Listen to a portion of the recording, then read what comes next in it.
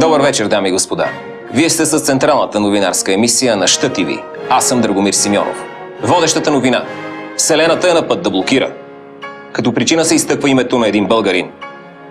Балкански. В анонимно съобщение се изтъква, че в този момент той е изправен пред Всевишен съд, без да се уточнява къде всъщност е това. Обвиненията са тежки, твърди се, че ако подсъдимият загуби, ще загуби цялото човечество, а ако спечели, ще спечели само той. Потресени хора от цял свят тръпнат при изхода на най-важната съдебна битка в историята. Очакваме включване от Всевишния съд.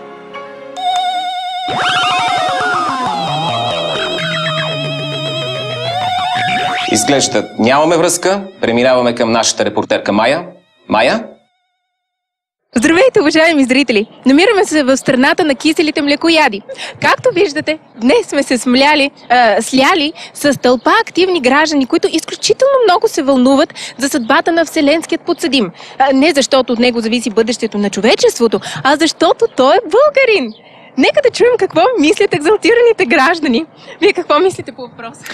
Ето, че доживяхме най-после българин да влезе в епицентъра на световните исторически събития.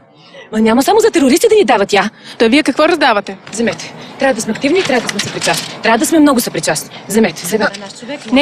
Нека да попитаме и дамата с кученцето. Повече съпричастност, активност. Мисля, че в такива моменти всички трябва да се обединяваме. От епицентъра на съпротивата, Майя! Извинете, защо дигате колата на господин Балкански? Това ще ви кажа. Не, дигат колата на господин. Извинявайте, ще го освободят ли според вас от Всевишният съд? Само Всевишният може да го реши това. Само Всевишният може да го реши това. А вие возили ли сте господин Балкански във вашето жълто такси? Ежедневно. Оставя ли бълкшиш? Винаги. Той е широко скроен човек. Страхотно. Както виждате, дори японците дойдоха да подкрепят господин Балкански.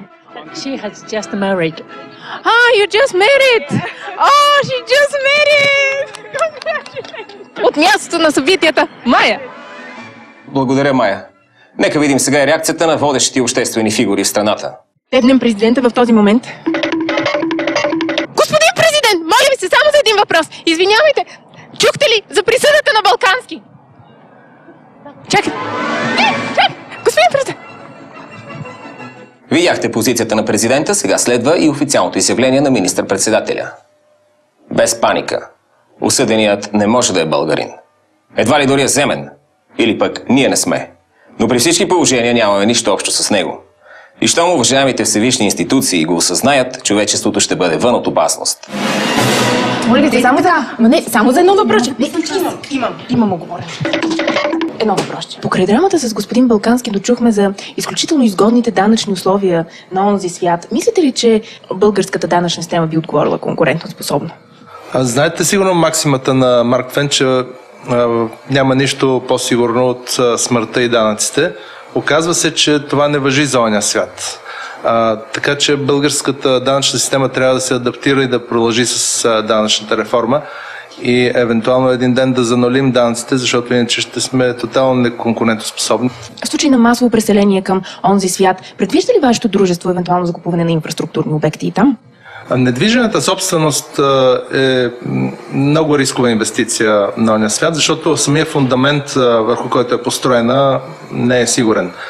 Но транспортната инфраструктура, която е необходима за преселването на толкова много хора, със сигурност ще доведе до добри резултати за инвеститорите. Такова масово преселение на хора на оня свят носи рискове от сериозна демографска криза. И ако визов режим не бъде въведен за влизане на оня свят, ние със сигурност трябва да помислим за изходни визии по практиката на едно време на комунистическия режим. И едно само последно въпрос. Това би ли се отразило на българският външен дълг?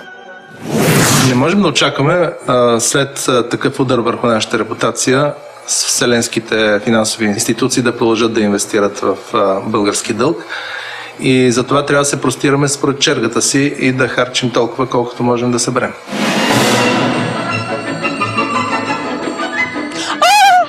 Боже, Верков! Боже! Так му спряхте! Мога ли да ви помоля за един автограф? Само един автограф, ето тук.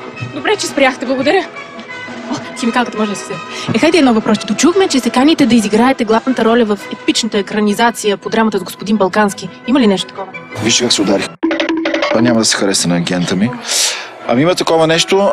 Аз четох материала, разкошен е, но има проблем с различните агенции. Не съм сигурен дали ще приема, защото все още обмислям дали да изиграя ролята на Господ или на главния герой. Все пак нашият сънародник все още е в Всевишният съд. Мислите ли, че ще се стигне до най-фаталното? Ами би трябвало, по принцип, защото иначе се губи драматизма на ролята. Когато се загуби и драматизма на ролята, то няма какво да си играе друго. Поне за мен е крайно неподходяща тази роля. Трябва да бъде изпълнена с драматизъм, да стигне до фатални последици, да има един вид катарзис, за да мога да се изява в най-добрата си светлина. А какво толкова трябва да направи един българин, за да стане вселенско известен? Ами, според вас малко ли е това, което аз съм направил? Ето го, бързо! Господин Сотиров, моля ви, само един въпрос. Дочухме, че се каните да поемете юридическият случай на господин Балкански. Вижте, да, разбира се, с удоволствие, изключително заплетен случай. Цяло човечество сега мене гледа и чака развръзката. Но този случай е изключително труден, доколкото знаем, вие нямате юридическо образование, опит. Какво значи опит? Мило. Experience се трупа за 10 месеца в сериал. Аз натрупах толкова много опит, че мога да защитя 20 като Балкански.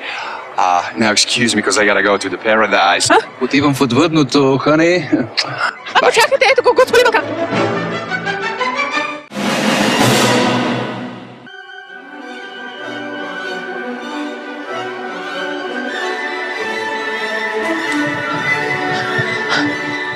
Ето тук, къде сме се докарали, да се доберем до звездите. Но няма как без тях. Остава само час до присъдата.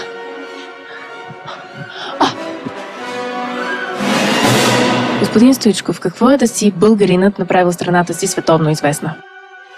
Съвсем нормално момче. Тръгнал от Каршака. Тази известност я придобих от характера ми. На някой допадна, до някой не. Затова се боря винаги да съм победител, затова винаги искам да съм първи. България е известна с вас и с киселото мляко. Какво трябва да направи един българин, за да направи страната си световно известна? Ами, какво може да направи? Да се зададе един много простичък въпрос. Какво аз допринесах моята държава да е добре? А мислите ли, че Господ все пак е българин? Той си е българин. Имаме си всичко. Само където старите хора казват, че нямаме хора. Какво ще посъветвате българските власти? Да изчакат изхода от кризата или да контратакуват? Аз мисля, че криза няма, защото ние никога не сме излизали на нея.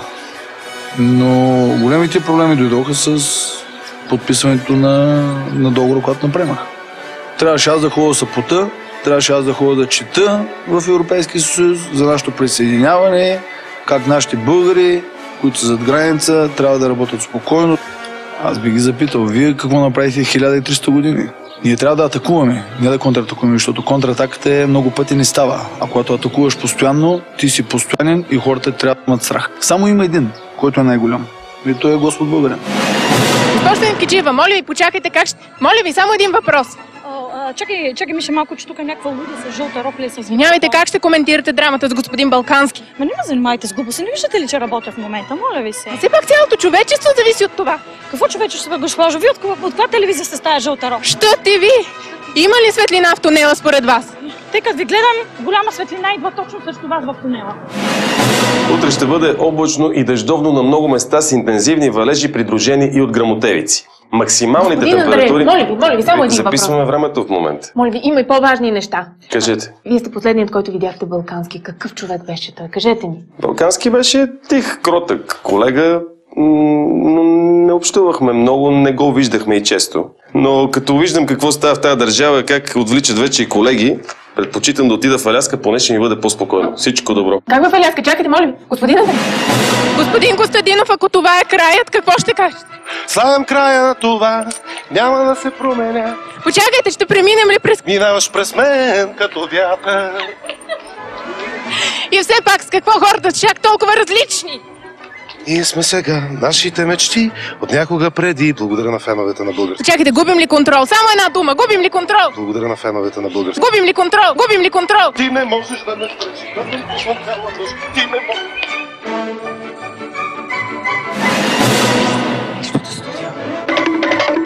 Госпожо Райкова, само един. Изтече слух, че вие сте привлякла подсъдимият за първи гост. Значи ли това, че той и хората наистина ще оцелеят? Жив или умрял, той трябва да стигне в горещото ми студио. Няма да допусна да изгубя гост, особено вселенска звезда. Ако трябва, ще го отвлечем. Ще го отвлечем. О, вселенска звезда? Тук въпросите ги задавам аз. Микрофона искам да разбера от кога започна вашата връзка. Аз? Кой? Драго? Драго? Най-после имаме включен от Всевишния съд. Моментът е настъпил. Изходът. Само в печатна грешка. Най-новия роман на Людмила Филипова.